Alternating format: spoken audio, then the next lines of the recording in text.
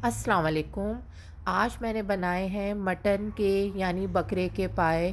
ईद उल अज़हा बिल्कुल करीब है और हर घर में बड़े के पाए या छोटे के पाए ज़रूर बनाए जाते हैं। आप लोग एक दफ़ा मेरी रेसिपी से भी पाए ट्राई कीजिएगा, बहुत ही सॉफ्ट बने हैं, बिल्कुल स्मेल नहीं है। आप देख सकते हैं कि आराम से ये टूट रहे हैं, बोन से अलहदा हो रहे हैं। तो इस तरीके से आप लोग भी इस रेसिपी को ज़रूर बनाइएगा। इंशाअल्लाह ताला आपके सब घर वालों को ये रेसिपी ज़रूर पसंद आएगी। अगर आपको मेरी रेसिपी पसंद आए तो मेरे चैनल को सब्सक्राइब कीजिएगा और मेरी रेसिपीज़ को लाइक कीजिएगा और आगे शेयर कीजिएगा। बकरे के पाए बनाने के लिए मैंने 12 पाए लिए हैं और यहाँ पे ये मैंने छोटे साइज़ में इनको कट करवा लिया है। इनको मैंने बुचर से ही कह के छोटे पीसेस में कट करवाया है। असल में जो पाए बनाने का काम होता है वो पायों को बहुत अच्छी तरह से धोना होता है, क्योंकि इस पे बहुत बारीक बारीक बाल होते हैं, तो उनको निकालना ज़रूरी होता है। तो आज मैं आप लोगों को पाया साफ़ करने का तरीका बताऊँगी कि पायों को किस तरीके से साफ़ किया जाता है। पाए साफ़ करने के लिए मुझे किचन सीज़र की और नाइफ़ की ज़रूरत होगी। ये खुर हैं जिसको मैंने बीच में से कट करवा लिया है। इसको जब आप ओपन करेंगे तो ये बालों का एक गुच्छा है, पूरा बंच टाइप का होता है, जो आपको नज़र आएगा। बाहर से देखने पे ये नहीं नज़र आता है। इसको आप जब ओपन करते हैं जब भी पता चलता है। इसको आप आराम से सीज़र से कट कर सकते हैं।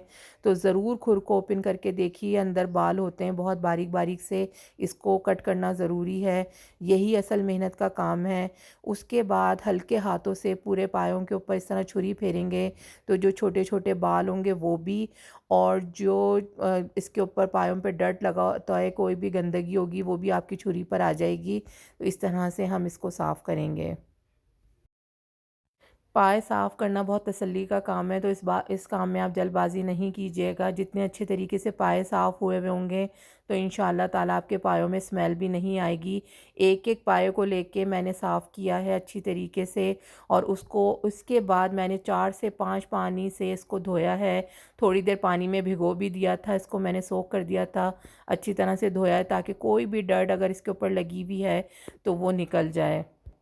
ये पाए मैंने अच्छी तरह से वॉश कर लिए हैं और इनका पानी ड्राई कर लिया है। उसके बाद मैंने इसको एक प्रेशर कुकर में डाला है और इतना पानी डाला है कि पाए इसके अंदर भीग जाएं।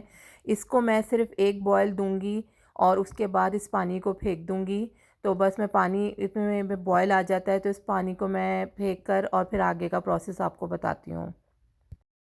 पाए में बॉयल आ चुका है, अब मैं इस पानी को फेंक दूंगी।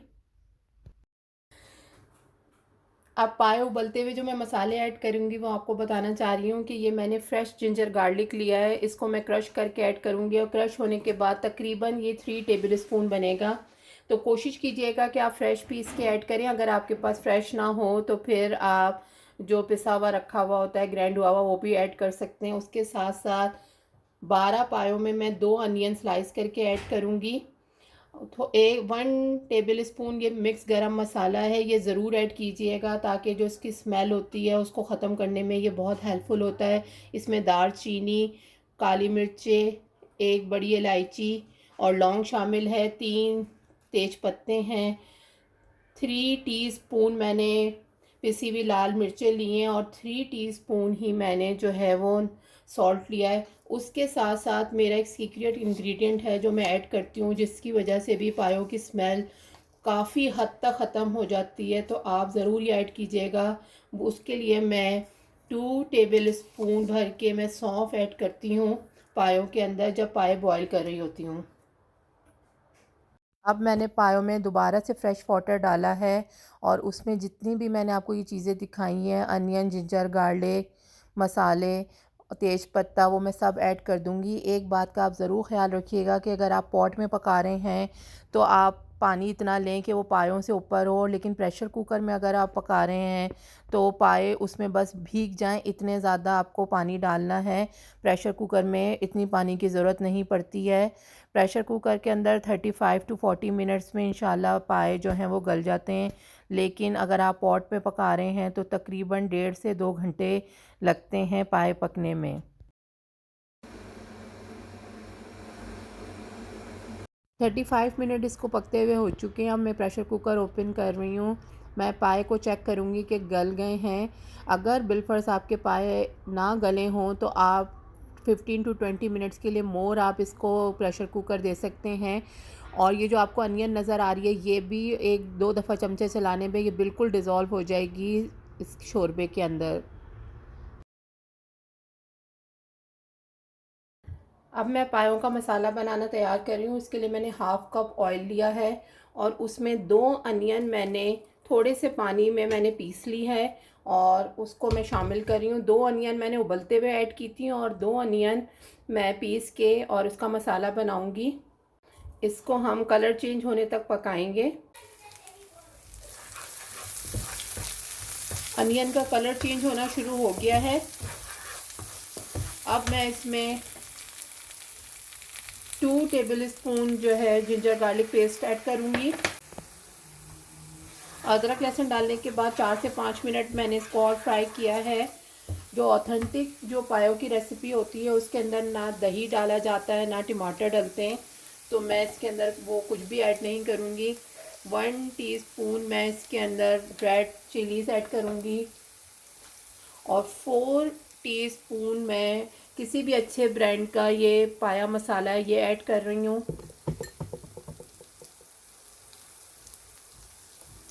उसके साथ साथ 1 टीस्पून ये पिसा हुआ गरम मसाला है वो ऐड करूँगी। इसके साथ हम इसको अच्छी तरह से भून लेंगे। मैंने इसमें नमक ऐड नहीं किया है क्योंकि पायो उबलते हुए में मैं नमक डाल चुकी हूँ। मैं जब मसाला इसके अंदर मिक्स कर दूँगी पायों में तो फिर मैं नमक चेक करूँगी, अगर ज़रूरत हुई तो फिर मैं नमक और ऐड कर दूँगी। अब मैं इसके अंदर हाफ़ कप वाटर ऐड करूँगी ताकि मसाला जो है नीचे से ना लगे और इसको इतनी देर भूनना है कि ऑयल ऊपर आ जाए। ये मसाला भुन गया है, उसके ऊपर ऑयल ऊपर आ गया है, तो अब मैं इसको पायों में शामिल करूँगी। ये हमारे पाए हैं, इसके अंदर ये जो मैंने मसाला भुना है वो मैं सारा इसके अंदर ऐड कर दूँगी।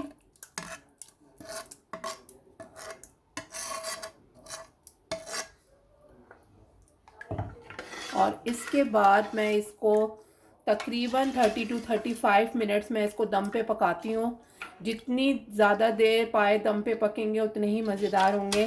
तो मैं इनको छोड़ दूँगी, एक बॉयल आ जाए उसके बाद मैं इसको दम वाली आंच पे छोड़ दूँगी क्योंकि पाए बिल्कुल गले में हैं। सिर्फ ये मसाला इसके साथ मिक्स हो जाए अच्छी तरह से और पक जाए, इतनी देर हम इसको पकाएंगे। पाए को दम पे रखे हुए 35 मिनट्स हो चुके हैं। माशाल्लाह से पाए बिल्कुल रेडी हैं। अब मैं इसमें हरा मसाला ऐड करूँगी जिसमें हरा धनिया, हरी मिर्चें और अदरक शामिल है। ये ऑप्शनल है, मुझे इसका टेस्ट पसंद है तो मैंने ऐड किया है। और मुझे थोड़ा नमक कम लग रहा था तो मैंने नमक भी ऐड किया है। और आप अपनी मर्ज़ी के हिसाब से शोरबे को थोड़ा और गाढ़ा भी कर सकते हैं। माशाल्लाह से पाए बिल्कुल रेडी हैं। आप लोग मेरी ये रेसिपी ज़रूर ट्राई कीजिएगा। इंशाल्लाह सबको ये रेसिपी ज़रूर पसंद आएगी।